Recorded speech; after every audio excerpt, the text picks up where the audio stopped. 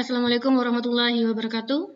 Pada kesempatan kali ini saya akan melaksanakan pengimbasan AKM.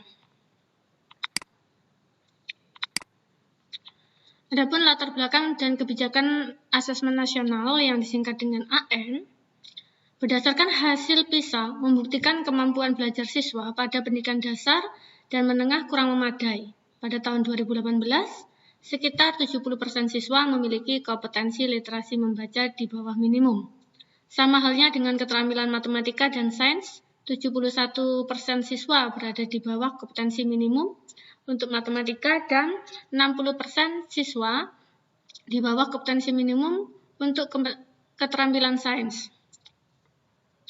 Skor PISA Indonesia stagnan dalam 10-15 tahun terakhir. Kondisi ini menyebabkan Indonesia menjadi salah satu negara yang konsisten dengan peringkat hasil PISA yang terendah. Dengan demikian, AN Asesmen Nasional diterapkan untuk mengevaluasi kinerja dan mutu sistem pendidikan. Jika kita tinjau dari kompetensi siswa, berdasarkan kecakapan hidup abad 21 dan profil pelajar Pancasila, maka dapat terukur melalui asesmen nasional berupa asesmen kompetensi minimal, yaitu AKM, survei karakter maupun survei lingkungan belajar. Selanjutnya, kita harus mengenal juga perbedaan atau perbandingan antara asesmen nasional dengan ujian nasional. Yang pertama, kriteria pembandingnya berdasarkan tujuan pelaksanaan asesmen nasional untuk mengevaluasi mutu terkait sistem satuan pendidikan. Selanjutnya, ujian nasional untuk mengevaluasi capaian hasil belajar murid secara individu.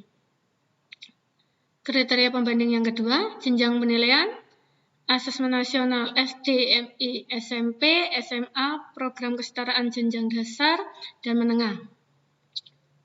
Sedangkan ujian nasional, SMP, SMA, dan SMK. Level siswa, asesmen nasional, yaitu kelas 5, 8, dan 9. Sedangkan kalau ujian nasional, tingkat akhir pada tiap jenjang. Berdasarkan subjek siswa, asesmen nasional menggunakan metode survei. Siswa dipilih secara acak untuk mengikuti asesmen nasional, sedangkan ujian nasional secara metode sensus. Dengan demikian, semua siswa mengikuti ujian nasional. Kriteria pembanding model soal. Asesmen nasional dapat berupa soal yang lebih bervariasi, di antaranya yaitu pilihan ganda kompleks, menjodohkan, isian singkat, dan urean. Sedangkan ujian nasional hanya bertipe pilihan ganda dan isian singkat untuk matematika tingkat SMA atau SMK. Selanjutnya, sasaran penilaian. Pada asesmen nasional, kompetensi literasi, numerasi, dan karakter serta kualitas dan iklim satuan pendidikan yang mendukung pembelajaran. Sedangkan pada ujian nasional, penguasaan terhadap mata pelajaran. Yang terakhir, terkait dengan metode penilaian, pembeda antara asesmen nasional dan ujian nasional yaitu pada asesmen nasional berdasarkan MSAT, Computerized Multi-Stage Adaptive Testing. Sedangkan ujian nasional Computer Based Test, CBT and Paper Test.